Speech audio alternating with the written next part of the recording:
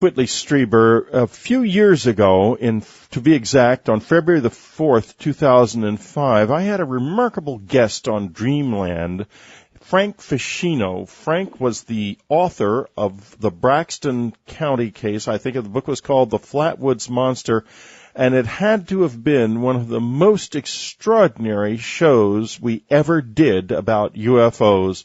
The book was phenomenally well researched, and I am very happy to say that Frank is back with us with one of the very finest UFO books I have ever read. The research in this book is remarkably skillful and thorough. The book has a foreword by Stanton Friedman and an afterword by Stanton Friedman, and I will be talking to Stanton Friedman in the subscriber section, where we're going to go and look at an even larger canvas from 1947 to 1954, and for those of you who are subscribers, do not miss that because it's going to be phenomenal. What's also going to be phenomenal right now is talking to Frank Feschino about his new book, Shoot Them Down, The Flying Saucer Air Wars of 1952. And let me tell you, hold on to your hats, because what you have not been told about what happened in this country and in this world in 1952 is phenomenal. Just phenomenal. Welcome to the show, Frank Feschino. Thanks for having me on, Whitley. Well, it's a real pleasure. Now, Frank, let's go back a little bit to this era of the early 50s. And why don't you begin by telling us what drew you to research this era in the first place? Well, Whitley, back in the early 90s, I was visiting some relatives in West Virginia in Braxton County, and I stumbled across this Flatwoods Monster case. I was going into this little town called Flatwoods, and it said on the side of the road on this big wooden sign, "Welcome to Flatwoods, home of the Green Monster." And I didn't have any previous UFO involvement. I had known, a little bit about it from what was in magazines and the press, but I looked into this case. I was on the fence down the middle. I didn't know what to make of it, so I started researching it on my own time. And what intrigued me about the case is when I started speaking to the people in Flatwoods, it was more interesting seeing the response about this Flatwoods Monster from this local citizens than the actual case itself. The town was very scared. Not too many people talked about this particular case. And as I'm now in my 17th year of research with this Flatwoods case and the Shoot Them Down book that just came out recently. And the Flatwoods case was very interesting because when it happened back on September 12th in 52, the public was told pretty much overnight what had occurred. It was this 12-foot-tall creature that landed in a damaged aircraft in central West Virginia. Which people initially mistook for a giant owl.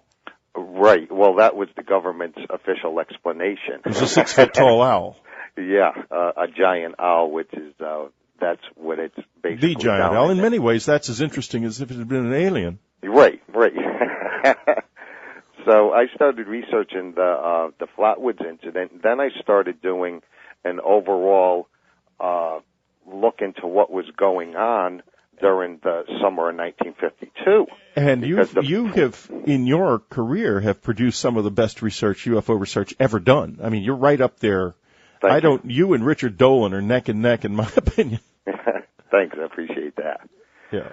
Well, what I found out, Whitley, is during 1952 was the record year for UFO reports sent to Project Blue Book. And there was 1,501 reports sent to Blue Book, and actually 303 were unknowns. So the summer of 52, which the Shoot Them Down book encompasses June, July, August, and September of that year, there was 1,134 reports sent to Blue Book. Right. And at this time, Blue Book did not turn into what it later became. It was still just a fact-gathering and maybe something more effort by the Air Force. Right, and Edward Ruppelt, Captain Ruppelt, was in charge of Blue Book at that time. And also that year we have the Washington sightings, June, July, and then into August. And June and July. We'll get into those later. Right, so there was a lot going on that year. So tell us a little bit about Captain Ruppelt and his operation as it existed at the time. It was, of course, headquartered at Wright-Patterson, as we would expect it to be. Right. What was it under? Where was he in the bureaucracy of the area? Well, he was the head of the ATIC at Wright-Pat. He headed up the department for What Project does ATIC mean? Air Technical Intelligence Center at Wright-Patterson Air Force Base. And Ruppelt actually, in his book, the Report on Unidentified Flying Objects, he actually stated that in early June of '52, the Air Force was unknowingly in the initial stages of a flap, the flying saucer flap, which is a very specific term, as I recall from reading your book. Right. What they mean by a flap. A flap is actually, I'm going to give you a quote, Whitley, for the record. This is an Air Force explanation right out of their dictionary. A flap is a condition, a situation, or a state of being of a group of persons characterized by an advanced degree of confusion that has not quite reached panic proportions. So the country was at the boiling point back then, and during the summer of '52, with the frenzy of saucer sightings that was going on. Which means that they were they were considering this quite seriously then. Oh, absolutely. Oh, absolutely. This is, you have to remember too, back in this era, Whitley, intelligence had figured out that the Russians had the capability of dropping atomic bombs on this country. So the Air Force was spring-loaded. They were ready to go, and they were chasing anything and everything that was seen in the skies or picked up on radar. Now, what kind of orders were they under in 1952? And I'm referring, of course, to this International News Service story. Right. It was released back in July. July 29th. July 29th. The INS report that fighter interceptor planes of the United States had been placed on a 24-hour nationwide alert against flying saucers. And an Air Force Public Information Officer, Mansell Monty, had stated, and I'm going to give a quote here for the record, the jet pilots are and have been under orders to investigate unidentified objects and to shoot them down if they can't talk them down. Which is the shadow of the reality of that is all that's left. But what Frank has done is he's filled out that shadow with his research, and now we know we have a remarkable and powerful picture of what happened back in those days. Now, let's talk a little bit now about this telegram from Robert Farnsworth, president of the U.S. Rocket Society, to President Truman, who was then president of the United States, if I'm not correct, in 1952. Correct. Could you tell us a little bit about that? Well, Farnsworth was actually dead against this whole quote of information about shooting down flying saucers, and he actually had sent a letter to Harry Truman and all the heads of the armed forces, and he says this could be of the gravest consequences if we were to shoot down something of superior intelligence. Well, yeah, you would think so. Right. You don't want to make the guy with the better bazooka mad. Right. But what we have, what I did a little bit of research, Whitley, now, I want to explain, I didn't do this whole project on myself. I'm an illustrator and author, but I had a heck of a team behind me. I worked with Korean War vets, World War II vets, Vietnam vets, fighter pilots, mechanics. So I have a team behind me that I worked with to better understand the military end. It's not just UFOs. I had to study the military aspect of what was going on. And that's what I think was lacking in the UFO field for so many years. Everybody was looking at the flying saucers over here, but nobody was looking at the Air Force, Navy, and Marine fighter jets of what was going on the other side. Right. And what I got a lot of information about the fighter jets in 1952 and the capability they had with their armaments. Right. And which was pretty substantial. I mean, these were not toys. Right. The Air Force had the F-94C Starfire, and that was introduced in July of 52. And they also had the F-86D Sabre Dog, that was the nickname. And the Navy had the F-7U-3 Cutlass, Whitley. Now, what made these jets all different from the rest of the jets in the Armed Forces hangars was they were all armed with rockets. Right. And what they had was folding fin aerial rockets, and they were 2.75-inch rockets, and they had 7.5-pound warheads. And they actually traveled 2,500 feet per second. And the Starfire actually had an onboard computer, Whitley, that was coupled with the radar that was set within the dome of the jet. So the pilot and radar operator in the Starfire could actually just sit back, hit the computer, and let the computer take over, and the jet would actually fly after the target and pick the precise moment to fire. Now, this is what they were using during this era when they were chasing these saucers. It was the first really electronically sophisticated aircraft that we had. Right. And at that time was literally light years beyond what had come before. Right, and the public wasn't made aware of what we had back then too much. From what I researched and looking at newspapers and articles and military books, the public was kept kind of low on what was going on. And the public was not aware of a lot of other things. We're talking to Frank Feschino, the author of Shoot Them Down, The Flying Saucer Air Wars of 1952, which ranks as one of the finest jobs of UFO research ever done. We'll be right back. We're talking to Frank Feschino. He is the author of Shoot Them Down, The Flying Saucer Air Wars of 1952. You can get it from the unknowncountry.com store, and you certainly should, because this is really an excellent, excellent piece of work. It will open your eyes.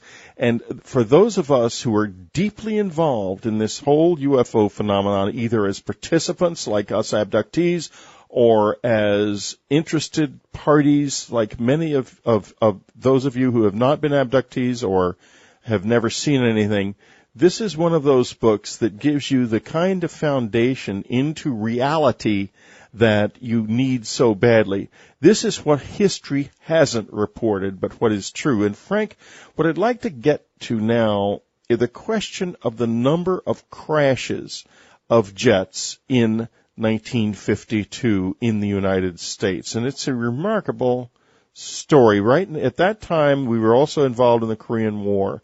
But tell us a little bit about the number of fighters that went down in this country. Well, I started doing some research with Stanton Friedman, and we were some of the first to actually review the recently declassified Air Force accident reports. They were from Norton Air Force Base. They were in charge of the flight and safety research. And there was an overwhelming number of fighter jet accidents and deaths. It was mind-boggling, Whitley. I had to kind of change gears to look into another area because it would have taken me 10 lifetimes to go through all these documents. I studied the major cases during the summer of 52 and reported them in the book. But what I did an individual case study, and I used the New York Times as my basis. Which in those days was reporting this legitimately, which I don't think it really does so much anymore. Most newspapers don't. Right. Now, what I did, Whitley, is I went from 1951 to 1956. This was the era of the shoot 'em down, right? Orders that were given. And I actually found 204 aircraft accident incidents where the jets were destroyed. This did not include mid-air collisions, planes that landed and a wheel fell off. These are major accidents where, life was lost and the aircraft were completely destroyed. Fighter jet interceptors only, Whitley. Okay, now out of those 204 cases that I found in the New York Times, there was 229 fighter aircraft destroyed because several of these cases had these crazy stories where between 2, 3, and 4 jets all went down at the same time for unknown reasons. And out of the 204 incidents of these accidents, 192 were actually destroyed over the United States of America, which is mind-boggling. It's worth asking that during the Korean War conflict, how many were destroyed over Korea? I have some of the listings in my book of that. It's 83. It's in your book. Yeah, it was 83. Listen to that, folks. I mean, here we're looking at during a war, in a war zone where they were actually under attack by MiGs every time they took off, we lose 83 planes. Mm-hmm. We lose twice as many here at home. Now, what's interesting, Whitley, is that of these cases in the New York Times that were reported, there were 20 fighter combat veterans that died over the United States. And there was actually, the Times reported 4 of them were aces. And so these were not exactly inexperienced pilots. You're right. Let me just give you the top 5 guys right here that I have in front of me. Captain Gentile, he had 182 combat missions, World War II. Colonel Council, World War II veteran, 130 combat missions. Captain Gay, he was a Korean fighter jet pilot, 105 combat missions. And then they come home and they die in the peaceful skies of the continental United States. Right. 2 more guys, Captain Wagner and Lieutenant Burke, 100 combat missions each. Burke was in the Korean War. He was fighting MiGs. These guys all come back stateside, and they all died. And actually, 2 of them vanished off the face of the earth. Vanished? Yeah, and actually, out of all of these cases that I researched, Whitley, this is between 51 and 56, the New York Times, 19 pilots vanished over the United States, which... Vanished. Right, and... that is overall, so chilling and so eerie. Yeah, worldwide there was 26. American pilots? American fighter jets vanished. And when I did a breakdown, that is 35 airmen vanished over America, and the balance, there was actually 42 worldwide. Now, you actually tracked down the grave of... Tell us about that, will you? On September 12, 52 was probably what was the biggest UFO flap in world history. I have documented 21 hours of UFO sightings over the United States, and that was the night of the Flatwoods Monster incident. This was like the banner day for sightings. Right. And I spent about 14 years investigating a case that happened right within the timeline of the Flatwoods Monster event. And it was an F-94 Starfire jet off the coast of Florida vanished into thin air. And before the documents actually came out, Whitley, I had contacted the Air Force, several different government agencies, and there was no record of the pilot, Jones, or Del Curto, the co-pilot. There was nothing about these guys. They were never born. They never died. They were never in the Air Force. Not a damn word about these guys. Then when the accident reports came out from Norton Air Force Base, when they were released, Stanton Friedman got them for me, and we reviewed the case.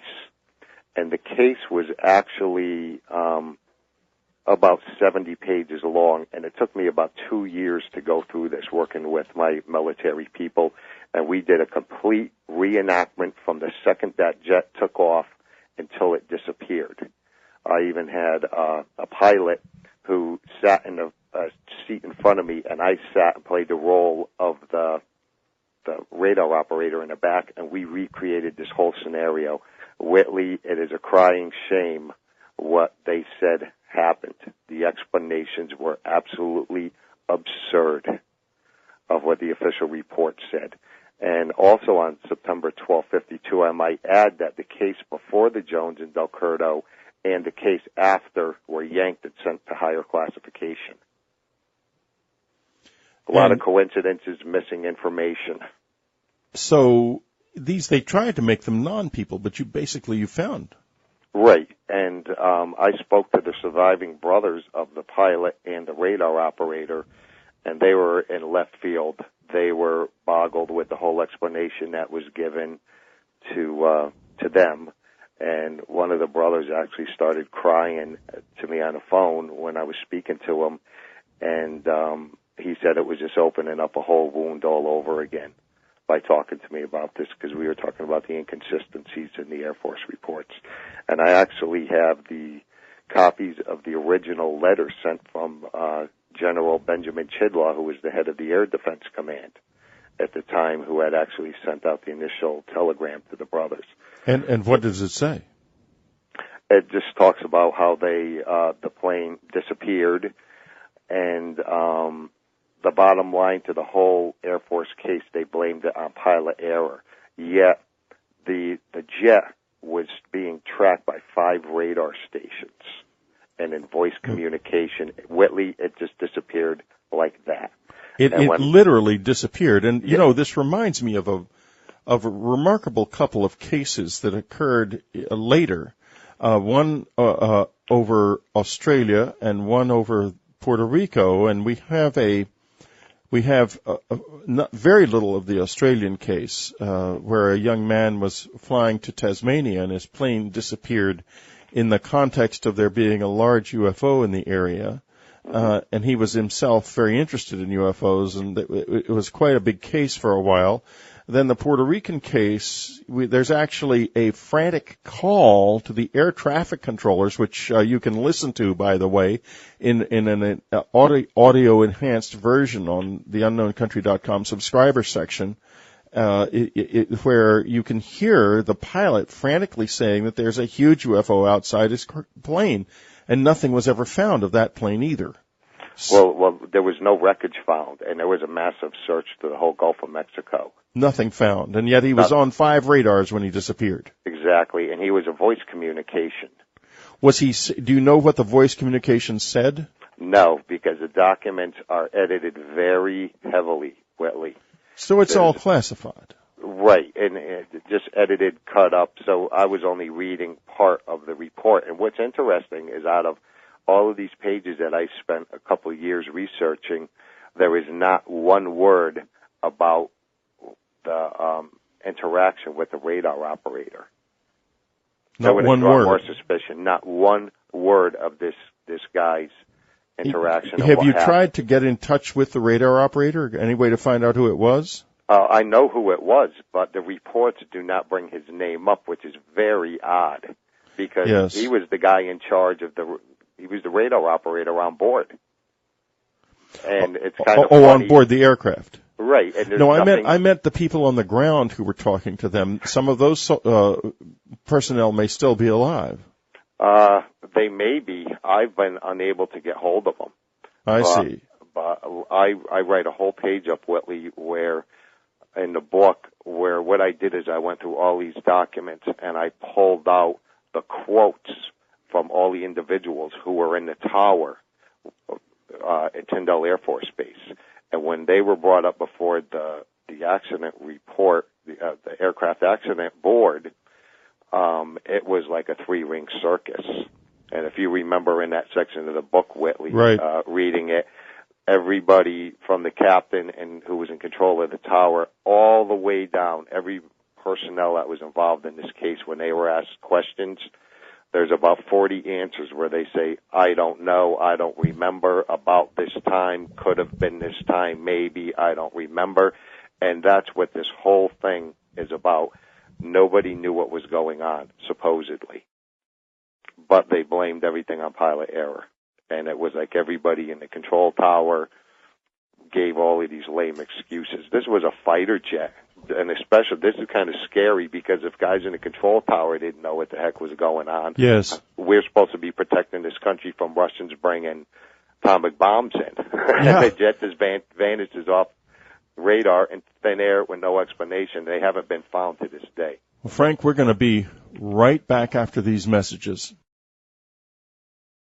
This is Whitley Strieber. We're talking to Frank Feschino about the reality of what was going on in the United States in the early 50s when we were attempting to shoot down UFOs that we could not talk down, which was to say, I suppose, all of them, because maybe we did talk some of them down. I don't know. What do you think about that, Frank? Is there any chance we did make some kind of contact? Well, what I put together, Whitley, on the September 12th incident of the UFO flap that lasted for 21 hours, the Flatwoods Monster case fell right into the middle of this. And I was actually able to trace 4 damaged UFOs that penetrated American airspace and flew across the United States, and one of them was actually the Flatwoods Monster craft that landed in central West Virginia. You know, why don't we stop right here, because we've mentioned this a number of times. Why don't you give us an outline of exactly what that was? And you subscribers who would like to listen to a very detailed interview about this incredibly fascinating and remarkable case, go to the to Dreamland, go to the Dreamland archive and scroll down to February of 2005, and you can listen to that whole show, and it is very well worth listening to. But what exactly was the Flatwoods Monster, Frank? What I did, Whitley, first of all, is I put this giant map together, and approximately 6 by 8 feet, and it was aeronautical maps, and I pieced them all together. And I spent several years researching Project Blue Book.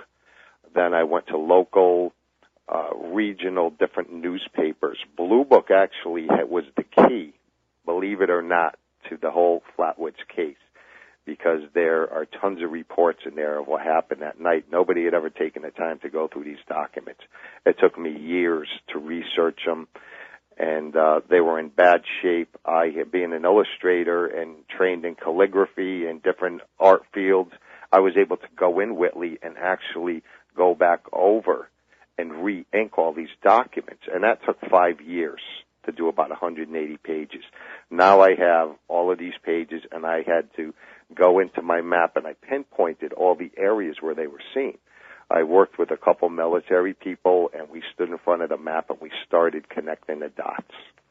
And just like a kid's book where you connect the dots, you start seeing the picture. And I started seeing the picture, and 3 damaged UFOs came in over the eastern seaboard. And one of them contained the Flatwoods Monster, and it's actually documented in the New York Times, Whitley. It was called the Flame over Washington.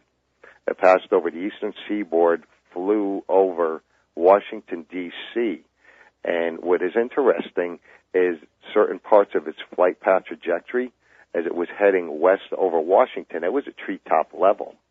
Pieces were falling off of it. It was exploding. It flew across Virginia, went into West Virginia, flew into northern Braxton County, and made a 45-degree angle turn and followed the road through the mountains. If anybody's ever been in West Virginia, very mountainous and treacherous for flying. So what this thing did is when it hit the high point of Braxton County, it did what so many pilots will do during the war. You follow the railroad tracks, or you follow the road so you don't hit any obstructions like mountains or trees or rocks or cliffs. And it came down, flew into the center part of the state, and landed in Flatwoods. Now, if you look at a map, Whitley, you're going to see that Flatwoods is directly 206 miles west of Washington, D.C. So basically, it was connecting the dots across the country, and that's how I was able to establish its flight path. Now, when this thing landed, it was seen by a bunch of kids playing football on the elementary school playground. They went to the house of Kathleen May and a cousin, Jean Lemon, who was 18 years old. They went up onto the farm to see what had landed up there. And this object actually landed at the high point of the property on the Bailey Fisher farm. En route to the group going up there, the thing had actually relocated and came into the lower part of a gully to get off the mountain where it couldn't be seen as readily, and it sat down in the gully of the farm. On the way up there, a gas was filtered through the area and engulfed the whole section of the farm where the group was walking up, and they encountered what was nicknamed the Flatwoods Monster. It wasn't a monster at all, Whitley. It was a 12-foot-tall mechanical device that looked like a small space probe. And the myth was formed when Kathleen May, Jean Lemon, the 18-year-old, and a local reporter went on television on We the People the following week. And a sketch artist sat down with the two witnesses, and he drew up this picture of a monster wearing a hood with a garment with a lower torso, looked like a dress. Yeah, so in other words, but it was not actually a living creature. What you're saying is it was some kind of a probe or a device. Right, and it was Freddie May, who I work close with, and his mom, Kathleen May, told me this thing looked like a space suit, and like something was inside of it, because it had this, what was portrayed as a big pointed hood in the shape of an ace of spades over the top of the head was actually an outer helmet, or like a cockpit. If you look into a fighter jet's cockpit, you see the pilot sitting there with a helmet. The cockpit was actually the ace of spades, Whitley. The inside was actually what was said to be a head was actually an inner helmet, and the witnesses said that there were two gigantic eyes, but they were portholes. And what the press did is just run with this story and go crazy with it. So something was inside it, in all probability. Right, something was actually inside of it. You know, and Frank, go ahead.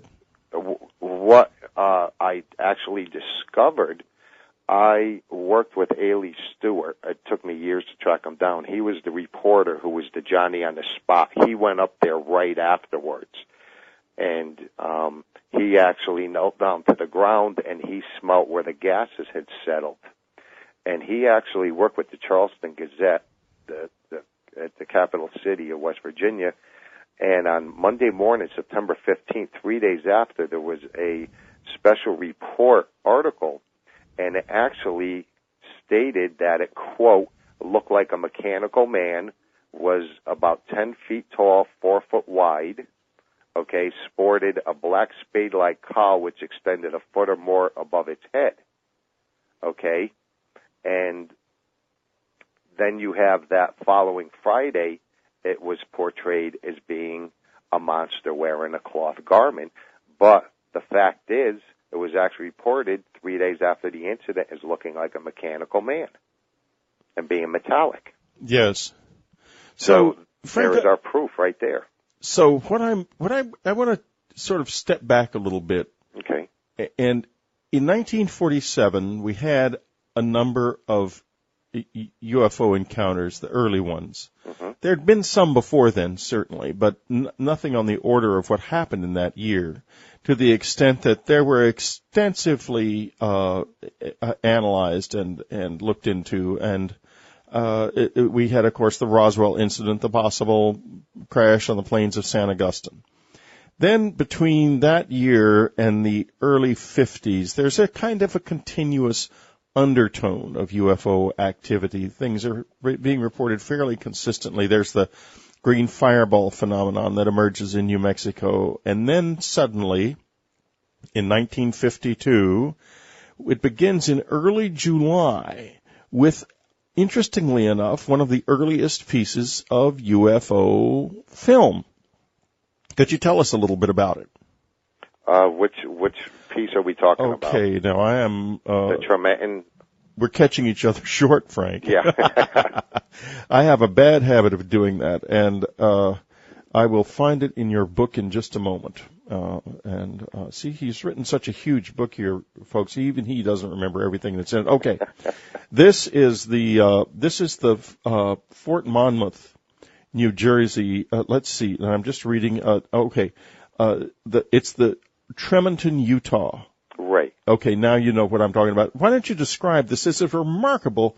Warrant Officer Delbert C. Newhouse took 40 feet of film, and the debunkers are always saying, oh, these videos and stuff are never taken by professionals. Tell us a little bit about this man and what he did. Well,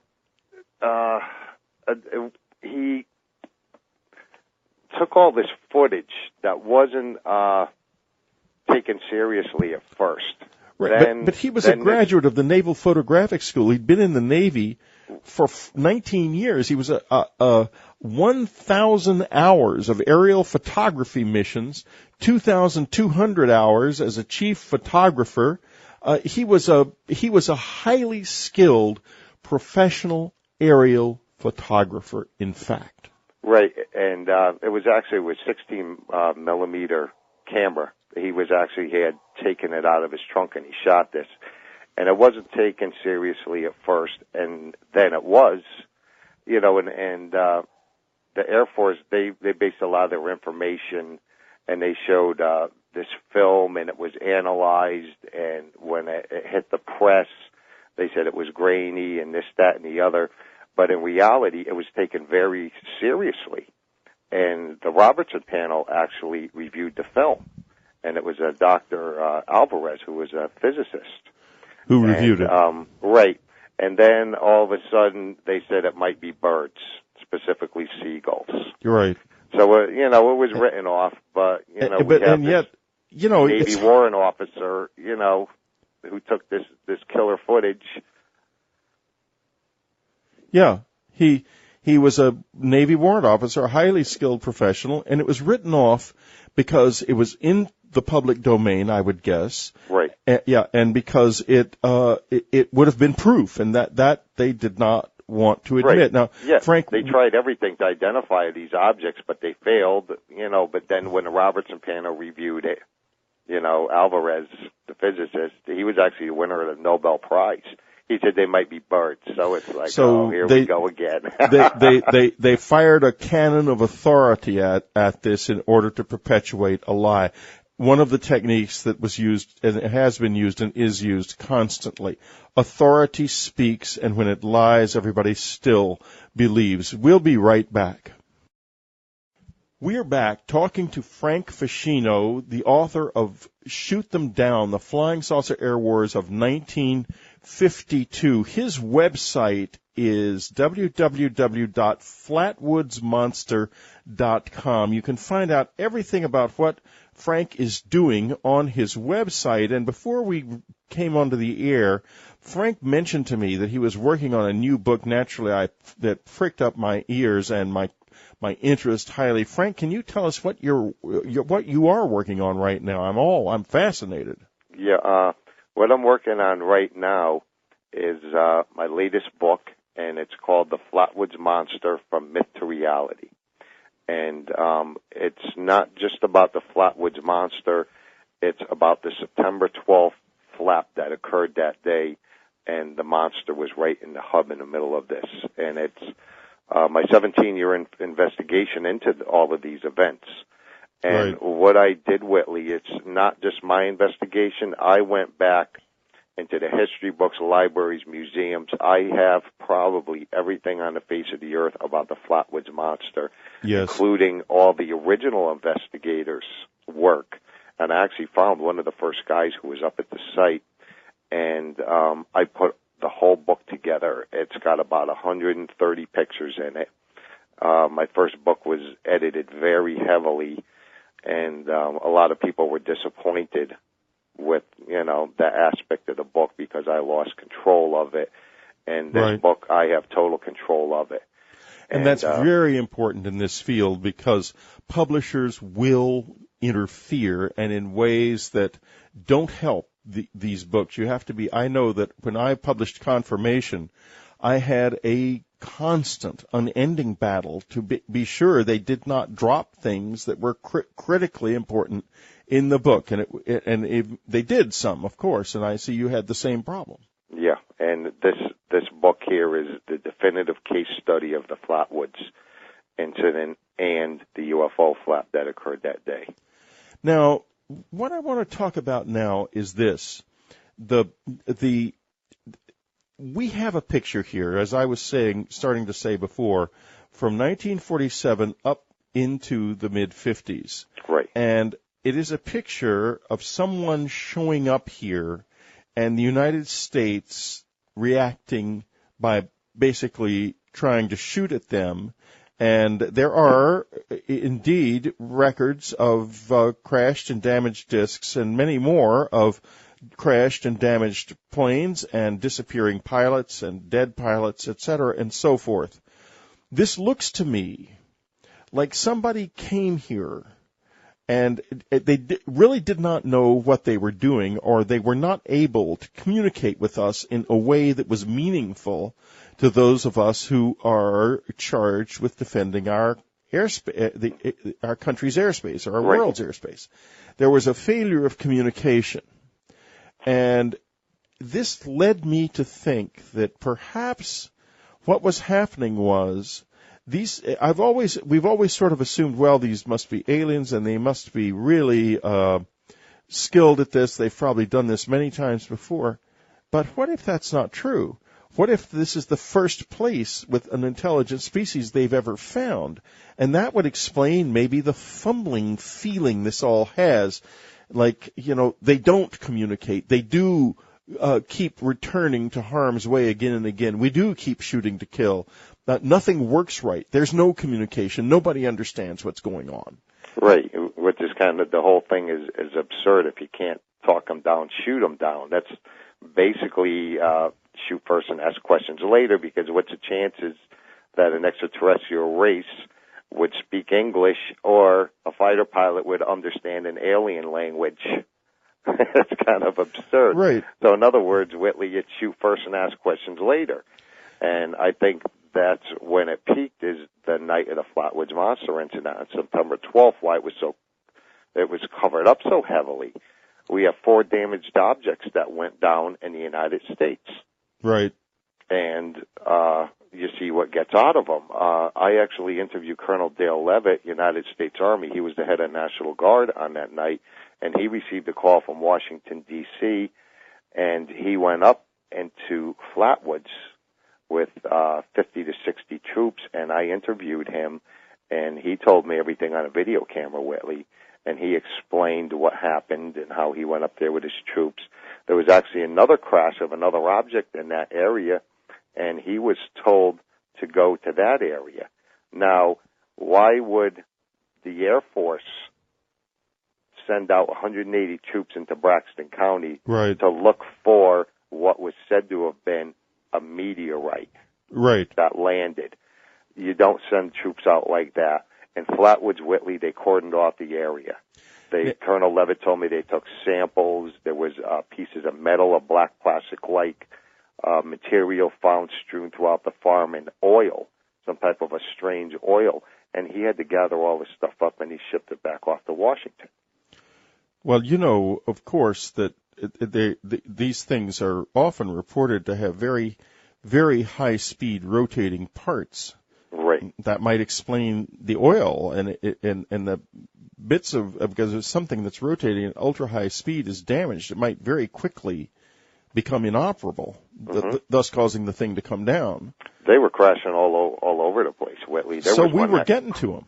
Right, yeah. One crashed in Tennessee, and a couple other ones crashed in West Virginia.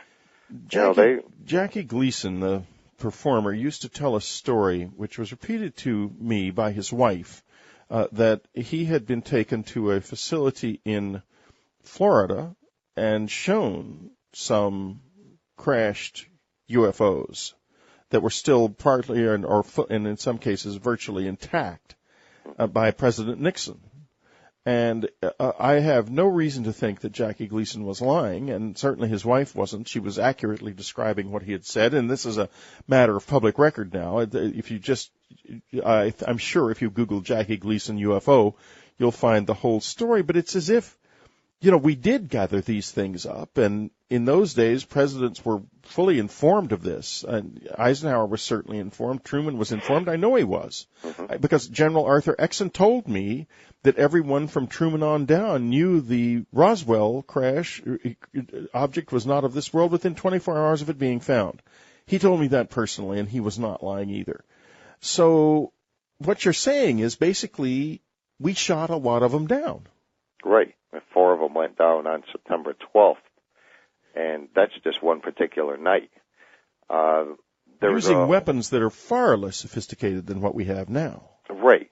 But the one thing, Whitley, that the Air Force and an Army, Navy, Marine pilots that I spoke to, the one thing about these Mighty Mouse rockets is when they were launched, Whitley, they would have a pattern that could go out like holding 24 bottle rockets in a Coke bottle and blasting them off.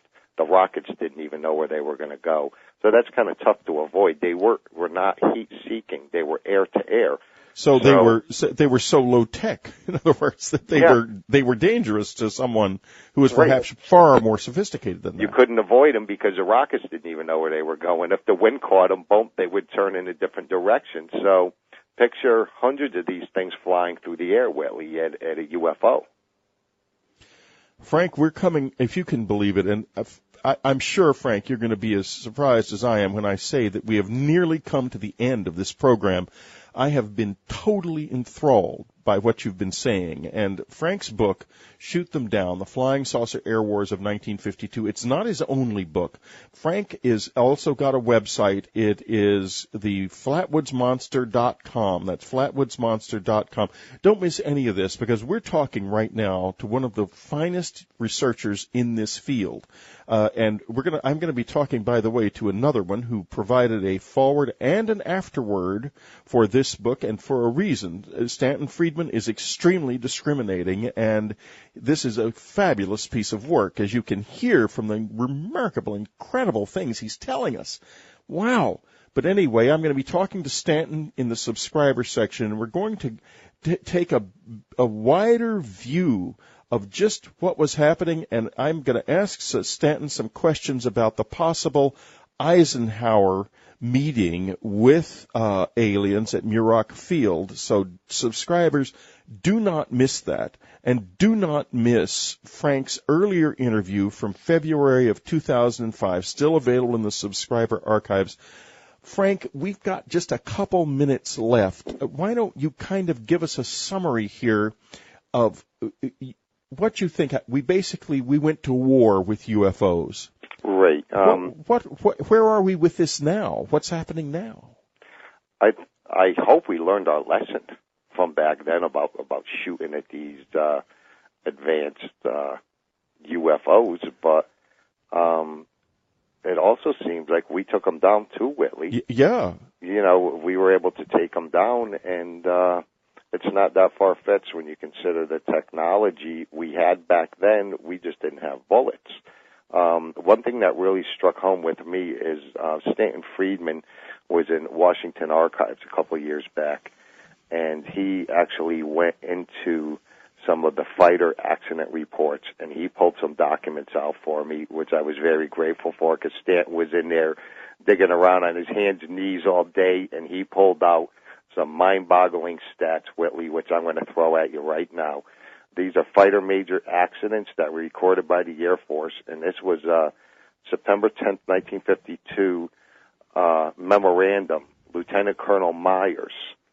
And in this confidential, at the time, declassified memo, it states that during June of 52, there was 100 fighter major accidents, and there was 36 aircraft destroyed, which resulted in 21 men being killed.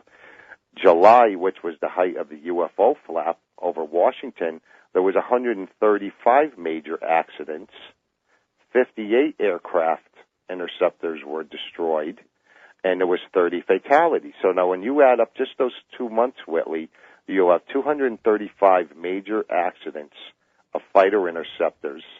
94 were destroyed, and 51 fighter pilots were killed. Well, you know, we have come to the end of our time together, Frank, and I think you will join me in dedicating this program to the memory of those men and all others who suffered from this world and from others. Absolutely. In the UFO wars of the early 50s. Frank Feschino's website is flatwoodsmonster.com. his new book, Shoot Them Down, The Flying Saucer Air Wars of 1952. You have been listening to one of the great researchers in the UFO field, and frankly, it was an incredible and inspiring experience. Thank you so much for being with us, Frank Feschino. Thanks for having me on, Whitley. And now it's time to go to the weird but factual world of Linda Moulton Howe. Only we're not going that far out today because we don't need to. The strangeness is happening this time right here at home, and it's scary. It has to do with the bees, and they're dying back, and that is really frightening. What's even more frightening is why it is happening and what we aren't doing about it. Then we're racing up to the Arctic, where Linda has got some information that will chill you, or rather heat you up, because it is about, well, listen up and find out. Here's our Emmy Award-winning science reporter, EarthFiles.com's Linda Moulton Howe from Albuquerque, New Mexico. Thank you, Whitley. For 2 years, honeybees have been dying and disappearing in massive numbers throughout North America, Europe, and spreading to other parts of the world. Half of Italy's bee population died in 2007, and by September 2008, the Italian government has issued a ban on 4 nicotine-based pesticides linked to honeybee deaths, including clothianidin and imidacloprid. Argentina has lost more than 30% of its bees, and the British Beekeepers Association reports that 1/3 of English honeybee hives did not survive through this past spring into the summer, and the association says if colony collapse disorder continues, quote, honeybees will disappear completely from Britain by 2018, causing calamitous economic and environmental problems, unquote. French beekeepers linked massive die-offs of their bees with the nicotine-based imidacloprid made by Bayer Crop Science of Germany. In 2003, French farmers rioted and demanded the government ban the pesticide to save their bees. And France did ban imidacloprid, also known as gaucho, from use on sunflowers and sweet corn. European researchers also found in lab research that imidacloprid interferes with bee memory, so the insects can't find their way back to their hives. But while France was banning imidacloprid in 2003, that same year in the United States, the Environmental Protection Agency approved, with a conditional registration, yet another nicotine-based pesticide manufactured by Bayer called clothianidin, and also known as poncho. Conditional meant that EPA had some concerns about the nicotine-based pesticide's effect on honeybees. But EPA let Bayer put that pesticide on the American market anyway, while EPA said that it would gather more research data. Last month, on August 13, 2008, German beekeepers and a consumer advocate group filed a legal complaint against Bayer Crop Science to determine how much Bayer really knows about the lethal impact that nicotine-based clothianidin has on honeybees. Clothianidin and related nicotine-based pesticides generate about $1 billion of Bayer's $8.6 billion in global sales. The coalition's attorney said, quote, we suspect that Bayer submitted flawed studies to play down the risks of nicotine-based pesticide residues in treated crops, unquote. Nicotine-based pesticides were also what American beekeepers were worried about in the fall of 2006 when their bees began disappearing in massive numbers. That's when the University of Pennsylvania contacted the Environmental Protection Agency to get the EPA's original data about Bayer's clothianidin. EPA did not release any follow-up data. And finally, the Natural Resources Defense Council filed a Freedom of Information Act request. But EPA still has not replied with the clothianidin data. On Monday, August 18, 2008, NRDC went to court and filed a lawsuit to, quote, uncover critical information that the U.S. government is withholding about the risks posed by nicotine-based pesticides to honeybees. EPA should be evaluating the risks to bees before approving new pesticides, but now refuses to tell the public what it knows. Pesticide restrictions might be at the heart of the solution to this growing honeybee crisis. So why hide the information that EPA should be using to make those decisions, unquote. Recently, I talked with Aaron Colangelo, senior attorney for the Natural Resources Defense Council in Washington, D.C., who filed the lawsuit against EPA.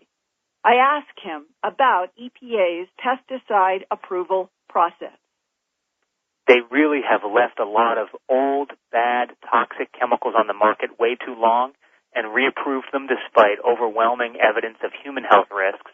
And now we're seeing with a lot of these newer pesticides, like imidacloprid or like clothianidin, which NRDC just sued over, EPA's hastily approving these new pesticides and not reacting quickly to evidence of environmental harm, like harm to bees. But part of the problem is that EPA's whole conditional approval process to begin with, and thinking about it, what that means is they've said, we're worried about this pesticide for one reason or another. In this case, one of the reasons was harm to bees. So they said, there's reason for concern here about harm to bees, but we're going to approve it anyway while we ask Bayer to conduct additional studies, and we'll leave it on the market while we wait for those studies to come in. And the reason NRDC sued is that 5 years later, there was no public information.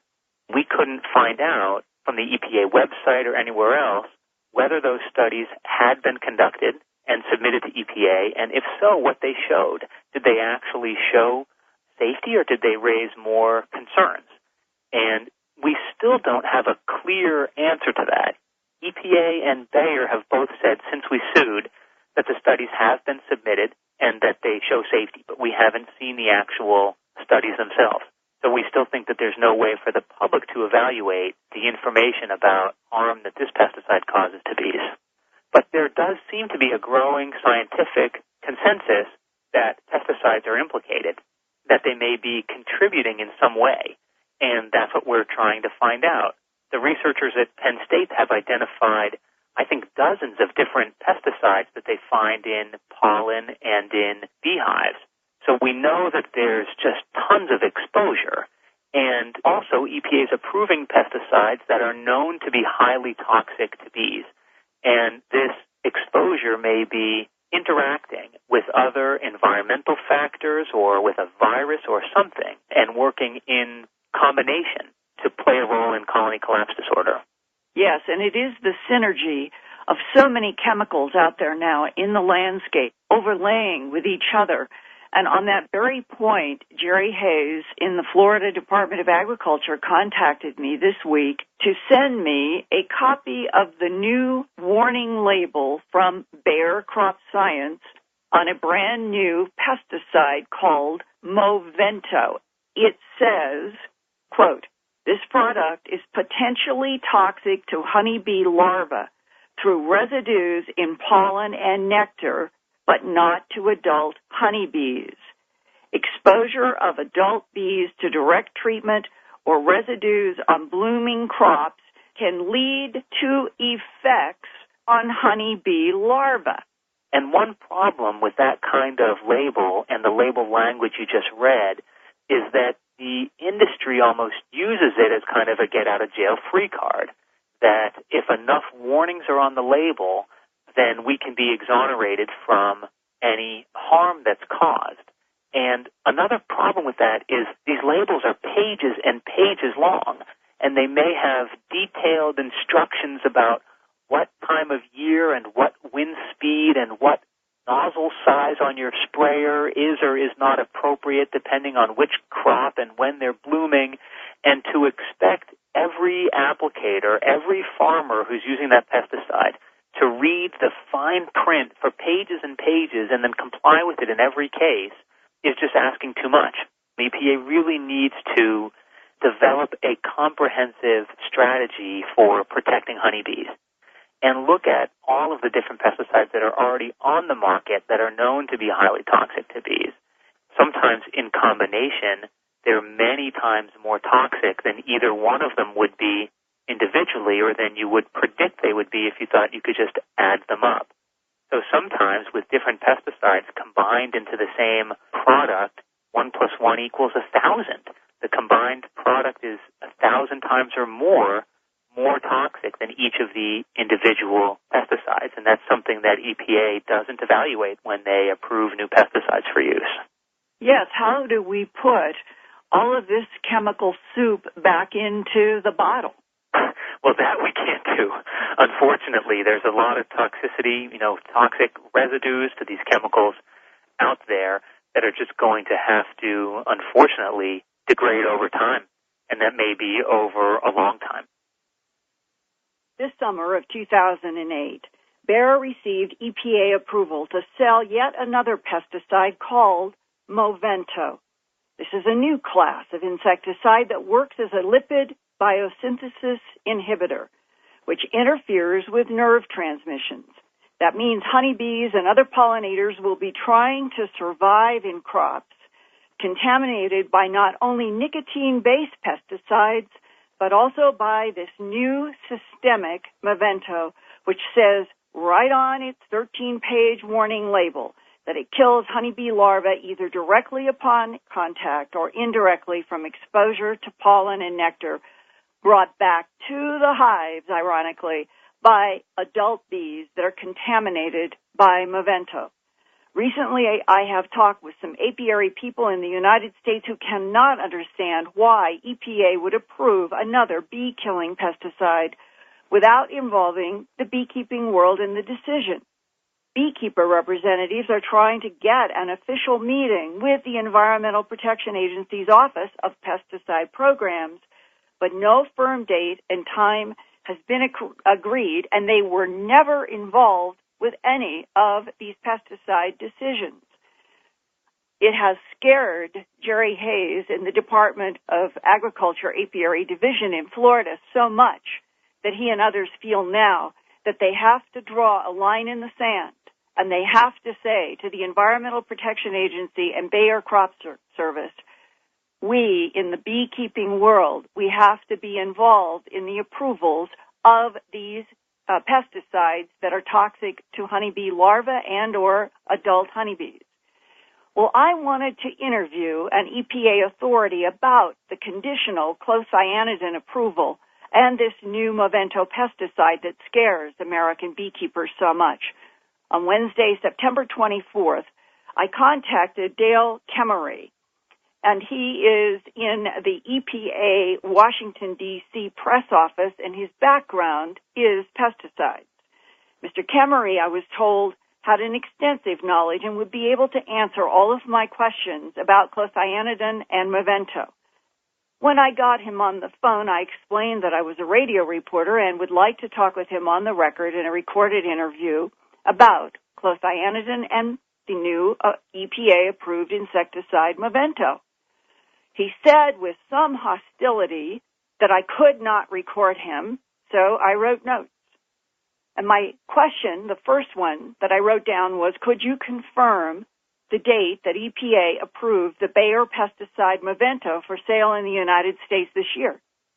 There was a long pause, and then he said, hostilely, quote, I have no knowledge about approval of Movento, unquote. I explained that Jerry Hayes, the chief of the apiary section in Florida's Department of Agriculture, had information that Movento had been approved sometime in June of 2008. He said that he would check into the matter and would email me information. I said, Mr. Kemery, I need to talk with you by phone in an interview on the record for radio. With even more hostility, he said, I won't be interviewed. I then asked, who was the director of the EPA Office of Pesticide Programs? With even greater anger, he said, why do you want to know that, unquote. I said, because if you're not going to do an interview, I want to try to speak with a person responsible for pesticide approvals at EPA. In even louder anger, Mr. Kemery said, quote, I don't know if he or anyone will talk with you in an interview, unquote. I said I needed to talk with someone on the record, that this was the EPA was a federal agency. It was paid for by taxpayer dollars. We had this serious colony collapse disorder problem. Nicotine-based pesticides are possibly involved. A lot of scientists think they could be the major reason that Movento is now a new bee-killing pesticide, and I simply wanted to try to report the facts that would include EPA's side about why they approved clothianidin and now the new Movento that he said he knew nothing about. I also told him that I could wait until noon on September 25th for any further information, but after that I would have to edit and do my report. And to date and time as we are speaking on Dreamland, I have not received any other contact back from the Environmental Protection Agency, and I had talked with at least half a dozen people about my goal to simply present EPA and their position on the approval of these honeybee-threatening pesticides. I also called Bayer Crop Science and talked with Dave Fisher in ecotoxicology about Movento. He confirmed that the Environmental Protection Agency approved Movento in June 2008 for sale in the United States, and you can see it advertised as an insecticide at the Bayer Crop Science website. He said that he could not talk with me either on the record in phone recording, but I hope to have more facts to report in the future about Movento, the EPA, and beekeeper efforts to have their voices added to the pesticide approval process. On the afternoon of September 25th, 2008, I learned from Jerry Hayes at the Department of Agriculture in Florida that there may be a meeting in Washington as early as the second week of October 2008. If it comes to pass, it will be the first in which the beekeepers sit down with the Environmental Protection Agency to talk about why they are approving honeybee-killing pesticides. While honeybees and other pollinators are trying to escape extinction in a world overwhelmed by pesticides, mites, viruses, genetically modified crops, and a host of other environmental assaults, all Earth life is facing the survival challenge of a rapidly warming planet. The United Nations Intergovernmental Panel on Climate Change, known as the IPCC, said current computer models project that the carbon dioxide blanket around Earth will keep getting thicker unless humans curtail industrial CO2 emissions. The IPCC projects there will be almost a doubling of atmospheric CO2 over the next 90 years, from 383 parts per million volume now to at least 766 parts per million volume. The IPCC also has revised upward its estimates of possible average mean global temperature increases over the rest of this century. It could be as much as 11 degrees Fahrenheit warmer at the end of the 21st century. Compare that to only a 1 degree Fahrenheit increase over the entire 20th century. And now comes a report from a Swedish science team at Stockholm University who say that they sailed in a research ship along the entire Russian northern coast where their underwater instruments measured concentrations of methane gas bubbling up at levels 100 times greater than background methane levels. Methane is a greenhouse gas that is about 25 times more warming than CO2 in a pound-for-pound comparison. That means increased atmospheric methane could heat Earth even faster. One of the leaders of the Swedish expedition, Dr. Orhan Gustafsson, told reporters, quote, "In September 2008, for the first time, we documented in the field where the release was so intense that the methane did not have time to dissolve into the seawater, but was rising as methane bubbles to the sea surface," unquote. Many scientists that I have interviewed over the past 5 years have been very concerned that if Arctic permafrost melt causes a rapid increase in methane release to the atmosphere, the global warming computer models that everyone has been using will be considerably outdated.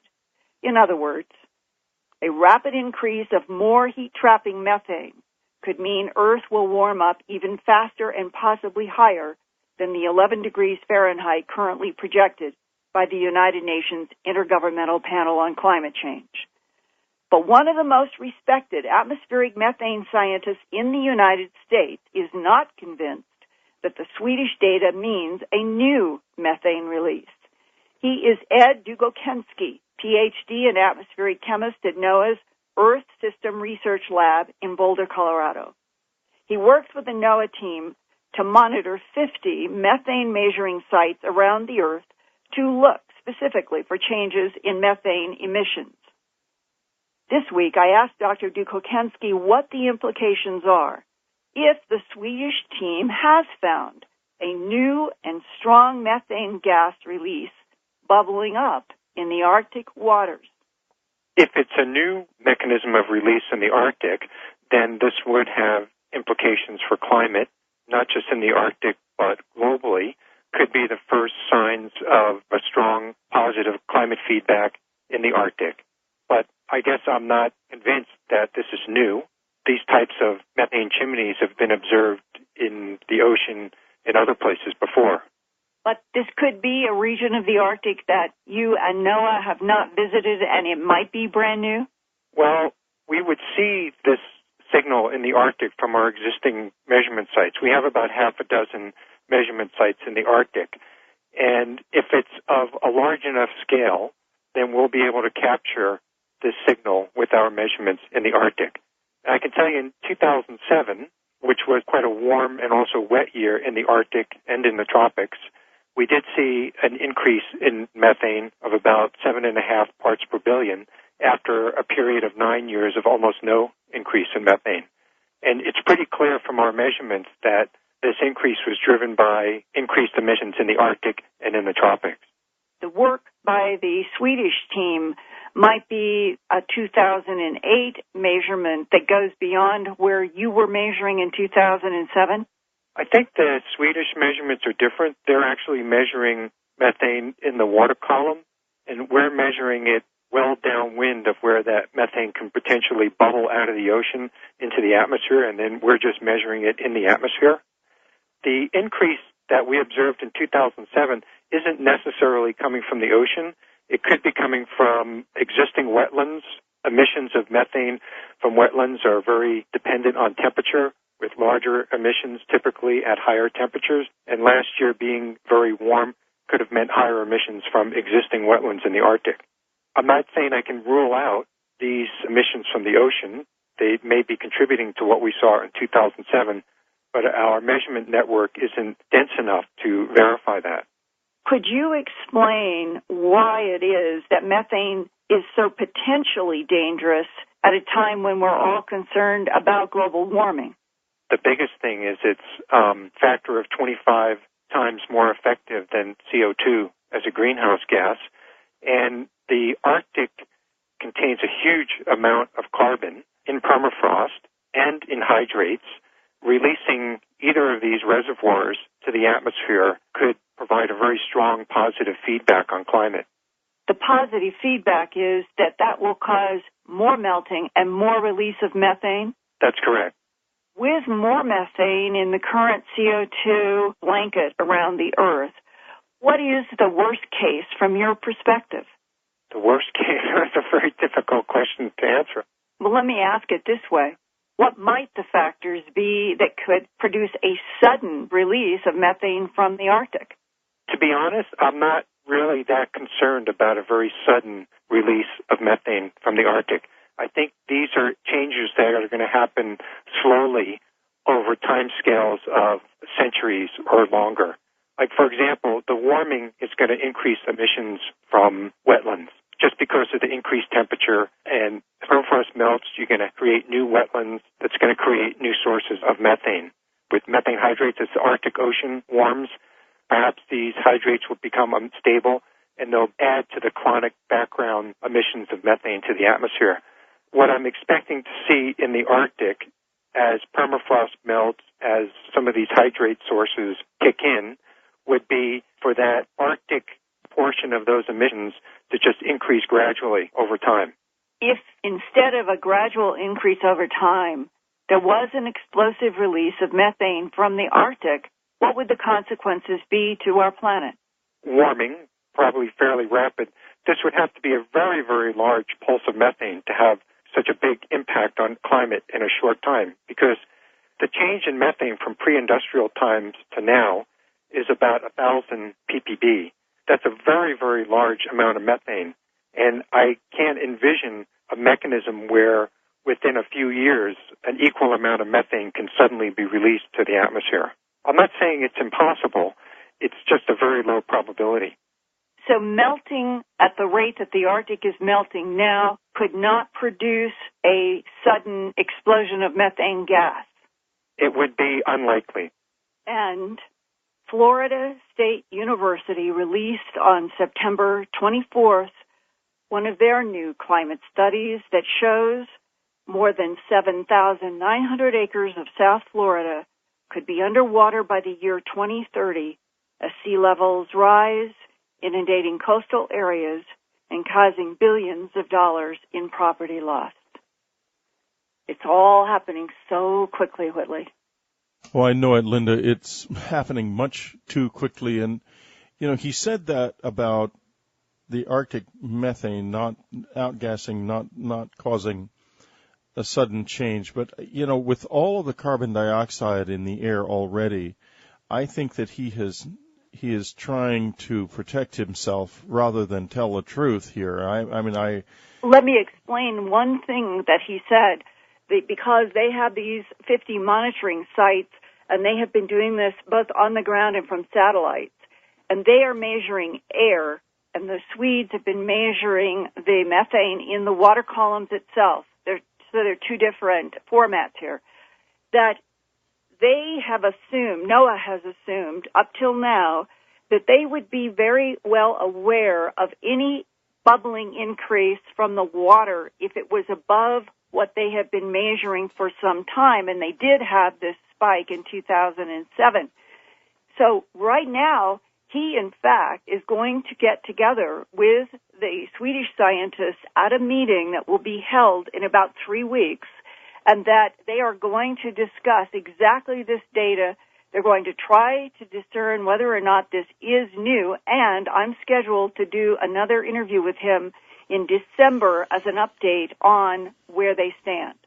It's terribly important because we've come to understand what happened back in the Younger Dryas 11,000 years ago, and the climate change that it went from hot like this or hotter to suddenly very cold because of the fact that methane had been outgassing. It stopped. Methane is a short-lived gas. And when the methane outgassing stopped, the climate just snapped. Linda Moulton Howe, thank you very much for being with us as always. And the Starfire actually had an onboard computer, Whitley, that was coupled with the radar that was set within the dome of the jet. So the pilot and radar operator in the Starfire could actually just sit back, hit the computer, and let the computer take over, and the jet would actually fly after the target and pick the precise moment to fire. Now, this is what they were using during this era when they were chasing these saucers. It was the first really electronically sophisticated aircraft that we had. Right. And at that time was literally light years beyond what had come before. Right, and the public wasn't made aware of what we had back then too much. From what I researched and looking at newspapers and articles and military books, the public was kept kind of low on what was going on. And the public was not aware of a lot of other things. We're talking to Frank Feschino, the author of Shoot Them Down, The Flying Saucer Air Wars of 1952, which ranks as one of the finest jobs of UFO research ever done. We'll be right back. We're talking to Frank Feschino. He is the author of Shoot Them Down, The Flying Saucer Air Wars of 1952. You can get it from the unknowncountry.com store, and you certainly should, because this is really an excellent, excellent piece of work. It will open your eyes. And for those of us who are deeply involved in this whole UFO phenomenon, either as participants like us abductees or as interested parties like many of those of you who have not been abductees or have never seen anything. This is one of those books that gives you the kind of foundation into reality that you need so badly. This is what history hasn't reported, but what is true. And Frank, what I'd like to get to now is the question of the number of crashes of jets in 1952 in the United States. And it's a remarkable story. Right at that time, we were also involved in the Korean War. But tell us a little bit about the number of fighters that went down in this country. Well, I started doing some research with Stanton Friedman, and we were some of the first to actually review the recently declassified Air Force accident reports. They were from Norton Air Force Base. They were in charge of the flight and safety research. And there was an overwhelming number of fighter jet accidents and deaths. It was mind-boggling, Whitley. Whitley Strieber, a few years ago, to be exact, on February the 4th, 2005, I had a remarkable guest on Dreamland, Frank Feschino. Frank was the author of the Braxton County case. I think the book was called The Flatwoods Monster, and it had to have been one of the most extraordinary shows we ever did about UFOs. The book was phenomenally well researched, and I am very happy to say that Frank is back with us with one of the very finest UFO books I have ever read. The research in this book is remarkably skillful and thorough. The book has a foreword by Stanton Friedman and an afterword by Stanton Friedman, and I will be talking to Stanton Friedman in the subscriber section, where we're going to go and look at an even larger canvas from 1947 to 1954, and for those of you who are subscribers, do not miss that, because it's going to be phenomenal. What's also going to be phenomenal right now is talking to Frank Feschino about his new book, Shoot Them Down, The Flying Saucer Air Wars of 1952. And let me tell you, hold on to your hats, because what you have not been told about what happened in this country and in this world in 1952 is phenomenal. Just phenomenal. Welcome to the show, Frank Feschino. Thanks for having me on, Whitley. Well, it's a real pleasure. Now, Frank, let's go back a little bit to this era of the early 50s. And why don't you begin by telling us what drew you to research this era in the first place? Well, Whitley, back in the early 90s, I was visiting some relatives in West Virginia in Braxton County, and I stumbled across this Flatwoods Monster case. I was going into this little town called Flatwoods, and it said on the side of the road on this big wooden sign, "Welcome to Flatwoods, home of the Green Monster." And I didn't have any previous UFO involvement. I had known, a little bit about it from what was in magazines and the press, but I looked into this case. I was on the fence down the middle. I didn't know what to make of it, so I started researching it on my own time.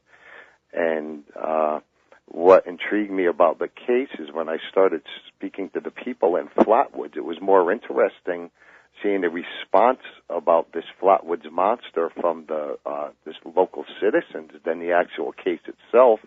The town was very scared. Not too many people talked about this particular case. And as I'm now in my 17th year of research with this Flatwoods case and the Shoot Them Down book that just came out recently. And the Flatwoods case was very interesting because when it happened back on September 12th in 52, the public was told pretty much overnight what had occurred. It was this 12-foot-tall creature that landed in a damaged aircraft in central West Virginia. Which people initially mistook for a giant owl. Right. Well, that was the government's official explanation. It was a 6-foot-tall owl. Yeah, a giant owl, which is, that's what it's basically. The giant owl. In many ways, that's as interesting as if it had been an alien. Right. So I started researching the Flatwoods incident. Then I started doing an overall look into what was going on during the summer of 1952. And you have, in your career, have produced some of the best research, UFO research, ever done. I mean, you're right up there. You and Richard Dolan are neck and neck, in my opinion. Thanks, I appreciate that. Yeah. Well, what I found out, Whitley, is during 1952 was the record year for UFO reports sent to Project Blue Book. And there was 1,501 reports sent to Blue Book, and actually 303 were unknowns. So the summer of 52, which the Shoot Them Down book encompasses June, July, August, and September of that year, there was 1,134 reports sent to Blue Book. Right. And at this time, Blue Book did not turn into what it later became. It was still just a fact-gathering and maybe something more effort by the Air Force. Right, and Edward Ruppelt, Captain Ruppelt, was in charge of Blue Book at that time. And also that year we have the Washington sightings, June, July, and then into August. And July. We'll get into those later. Right, so there was a lot going on that year. So tell us a little bit about Captain Ruppelt and his operation as it existed at the time. It was, of course, headquartered at Wright-Patterson, as we would expect it to be. Right. What was it under? Where was he in the bureaucracy of the area? Well, he was the head. Now, let's talk a little bit now about this telegram from Robert Farnsworth, President of the U.S. Rocket Society, to President Truman, who was then President of the United States, if I'm not correct, in 1952. Correct. Could you tell us a little bit about that? Well, Farnsworth was actually dead against this whole quote of information about shooting down flying saucers, and he actually had sent a letter to Harry Truman and all the heads of the armed forces. And he says this could be of the gravest consequences if we were to shoot down something of superior intelligence. Well, yeah, you would think so. Right. You don't want to make the guy with the better bazooka mad. Right. But what we have, I did a little bit of research, Whitley. Now, I want to explain, I didn't do this whole project on myself. I'm an illustrator and author, but I had a heck of a team behind me. I worked with Korean War vets, World War II vets, Vietnam vets, fighter pilots, mechanics. So I have a team behind me that I worked with to better understand the military end. It's not just UFOs. I had to study the military aspect of what was going on. And that's what I think was lacking in the UFO field for so many years. Everybody was looking at the flying saucers over here, but nobody was looking at the Air Force, Navy, and Marine fighter jets of what was going on the other side. Right. And what I got a lot of information about the fighter jets in 1952 and the capability they had with their armaments. Right. And which was pretty substantial. I mean, these were not toys. Right. The Air Force had the F-94C Starfire, and that was introduced in July of 52. And they also had the F-86D Sabre Dog, that was the nickname. And the Navy had the F-7U-3 Cutlass, Whitley. Now, what made these jets all different from the rest of the jets in the armed forces hangars was they were all armed with rockets. Right. And what they had was folding fin aerial rockets, and they were 2.75-inch rockets, and they had 7.5-pound warheads. And they actually traveled 2,500 feet per second of the ATIC at Wright Pat. He headed up the department for Project What does ATIC mean? Air Technical Intelligence Center at Wright-Patterson Air Force Base.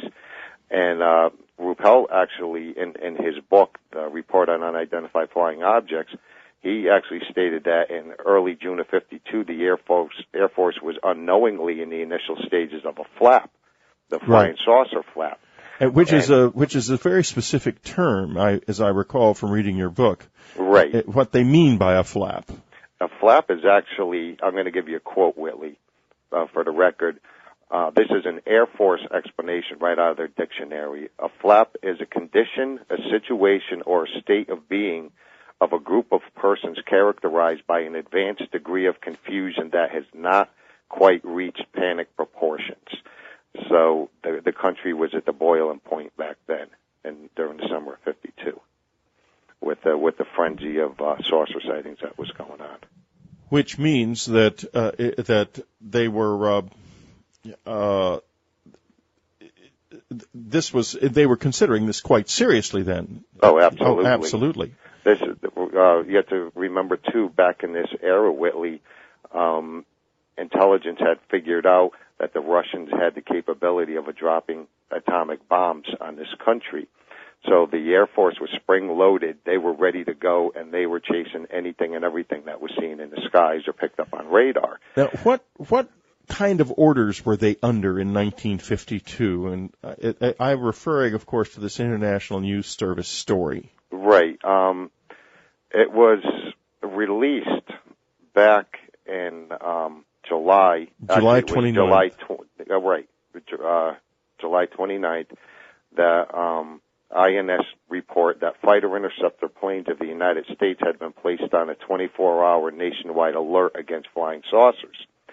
And an Air Force Public Information Officer, Mansell Monty, had stated, and I'm going to give a quote here for the record, the jet pilots are and have been under orders to investigate unidentified objects and to shoot them down if they can't talk them down. Which is the shadow of the reality of that is all that's left. But what Frank has done is he's filled out that shadow with his research, and now we know we have a remarkable and powerful picture of what happened back in those days.